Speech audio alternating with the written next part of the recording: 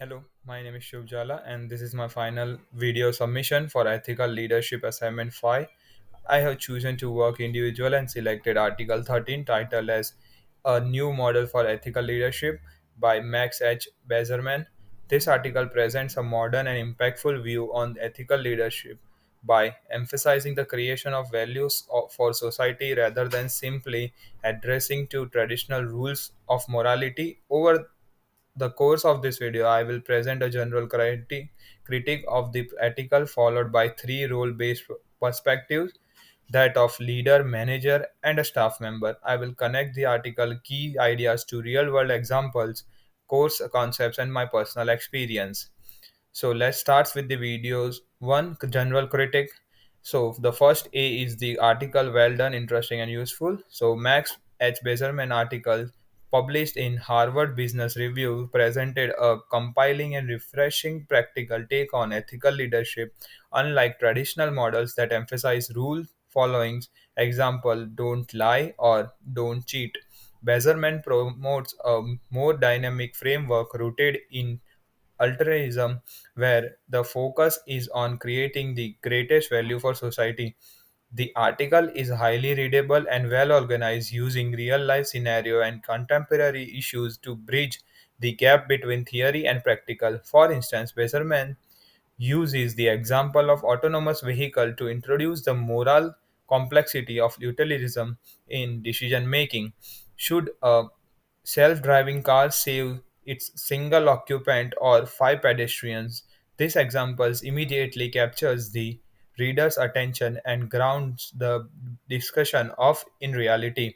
This article is also intellectual, simulating Bezosman introduced to psychological concepts such as motivated blindness, ethic, ethicality. These terms, backed by behavioral science, give a scientific foundation to the ethical decision, making it highly useful for both academic learning and real world application. So let's start with, does these application articles help us understand ethical and leadership more effectively? Absolutely, the articles help us see ethical leadership not as a set of rigid rules but as a strategic framework for maximizing well-being. Bezerman's call for consciousness, deliberate decision making over institute emotional reaction. This echoes the dual process theory we explored in class and aligns with Daniel Kahneman's working thinking fast and slow. These articles also help us understand how to embed ethical behavior in organization by proposing actionable techniques such as using roles while of ignorance, encouraging ethical nudge, and allocating tasks based on comparative advantages. See, the main idea in this article is ethical leadership should focus on creating the most value for all stakeholders rather than following rigid moral rules. Leaders are prone to cognitive bias like motivated blindness, which impairs ethical judgment. Ethical behavior improves when decisions are made using system 2 thinking instead of system 1. Applying philosophical ideas like the veil of ignorance help leaders make fairer decisions. Manager can use negotiation trade-offs and comparative advantage to ethical allocate time and resource. Leaders must influence others through environment design, role modeling, and ethical norms. So let's begin with hypothesis and conclusion. So hypothesis is leaders can significantly improve ethical outcome by focusing on value creation and acknowledging their cognitive biases. On conclusion, ethical leadership is not about perfection. Instead, it involves maximizing sustainability, goodness by making rational trade-off, shaping ethical environment, and for fostering value-driven culture. Bezerman concludes that all of us, regardless of position, can should strive to do more good years over years. The last and the final is additional comments and personal connection on this. On that, I would like to say Bezerman's view complements what we discussed in class about ethical fading and slippery shoes of the moral compressives. I resonate with his idea that ethical leadership is a daily practice of deliberate decision making. This aligns with my personal leadership philosophy. Being ethical is not about avoiding wrong, but actively doing what creates the most good, even if it's inconvenient.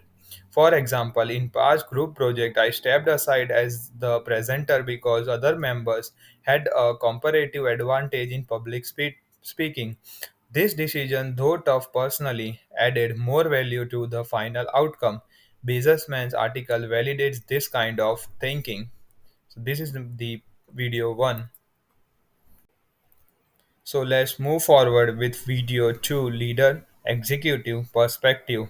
So, as a leader or executive, Bazerman's model reshape how I think about ethical responsibility. Instead of simply ensuring compliance or maintaining a clean image, my core objective should be to maximize sustainable goodness. That is, a balance of ethicity and long-term value creation. Bazerman's draw on utilitarianism, which encourages leaders to evaluate decision based on their overall impact. So if as a CEO of a company developing autonomous vehicles or AI diagnosis, I would apply the veil of ignorance, that is a concept from philosopher John Rawls. This forces decision makers to think impartially. Would I make this same decision if I didn't know whether I did be the person benefiting or harmed by it? This principle is critical in area like healthcare AI, where biased data or decision rules can harm certain population. Measurements also highlight how leader can influence other through ethical nudge and choice architecture. For example, if I'm leading an insurance company, instead of relying on detailed policy that people might ignore, I could require customer to record video explanation for claims as Slice Insurance did. This small change discourage fraud not through punishment but by activating self-awareness and self-accountability. So, from a leadership development standpoint, I would embed ethical evaluation into KPIs, that is not just measuring success by financial outcomes but by metrics like stakeholders' well being, transparency, or social impact. Through critics may argue these interventions are idealistic or costly, Beezerman should shows there are realistic data backed and scalable. The return isn't it just in reputation but in employees retention, innovation, and long-term resilience. So this is the my point of view on the basis of this article for the leadership perspective. So this is the So let's start with video 3, manager, supervisor or directive perspective. Here, if I'm a manager or supervisor, implementing the idea from Bezerman's article involves shifting from rules based ethics to a proactive value creation mindset. The article presents multiple strategies that are both insightful and realistic for mid level leaders tasked with operational and team responsibilities. One key takeaway is the importance of system 2 thinking. Bazerman's warns against intuitive emotion driven decision, that is system 1, and instead encourages deliberate comparative decision making. For instance, as a manager involved in hiring or evaluation, I would ensure my team evaluates multiple candidates or options simultaneously. This minimizes unconscious bias and leads to more ethical, rational, and job relevant outcome. Beserman model also emphasizes trade-offs. Managers frequently face resource constraint, conflicting team needs, or competing objectives. The article suggests that value is maximized when trade-offs are made based on mutual benefits. For example, instead of assigning project based on solely on availability, I would initiate a discussion to determine who values which task more and who has the comparative advantage. This produces better outcome and aligns with Beserman's principle of maximizing overall utility. Additional ethical nudges are excellent tool for manager simply actions such as defaulting to ethical options in decision make process can subtly shift behavior without imposing heavy mandates. These nudges can be effective even without topless directives. A major strength of the article is its practicality. The strategies Beserman discusses veil of ignorance, comparative advantage, and ethical nudging that is are not overly theoretical or expensive. They are applicable even in constrained environment, making the article very useful for managers regardless of leadership buy-in from above. For example, even if an organization does not prioritize ethics, I can still adopt fair task allocation method, provide open feedback opportunities, and structure meeting to promote ethical discussion. So, overall conclusion, this article is a practical guide for ethical management. It's not overall idealistic, rather it's offer realistic approaches for fostering fairness, inclusion, and transparency within the teams.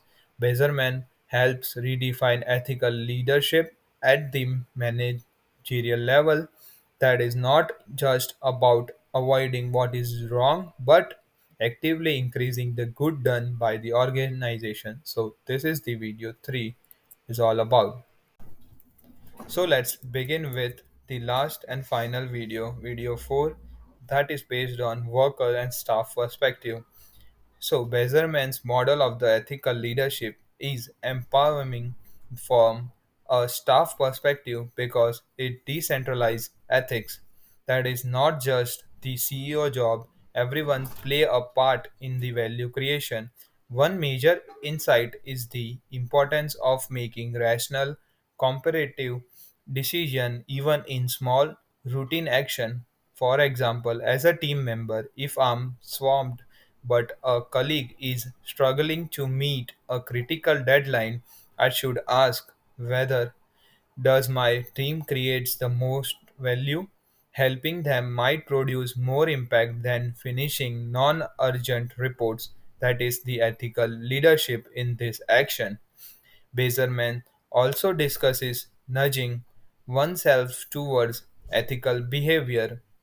So, on that basis, in my role, I can set reminders to double check data entries to prevent small but costly errors, use templates and checklists to standardize ethical behavior in tasks. Third and the final is creates system of accountability to make it likely asking a peer to review sensitive work.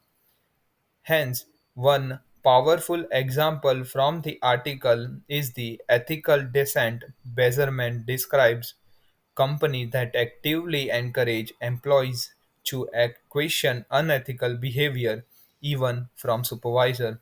As a staff member, I might not have formal power, but I can reshape the ethical tone of my team by speaking up when I see inconsistent behavior, sharing best practice, and modeling fairness in peer interaction.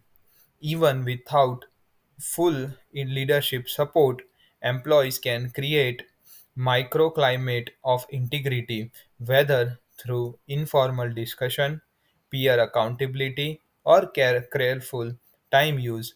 We all have the power to push the needle towards excellence and ethical excellence. So, the final note on this assignment is this article reinforces what we learn in class. Ethics is not just about being good, but also it's about doing good effectively. By applying Beserman's model at all organizational level, we can move from rules to result and from intention to impact. So this is the all ethical learning that I have take from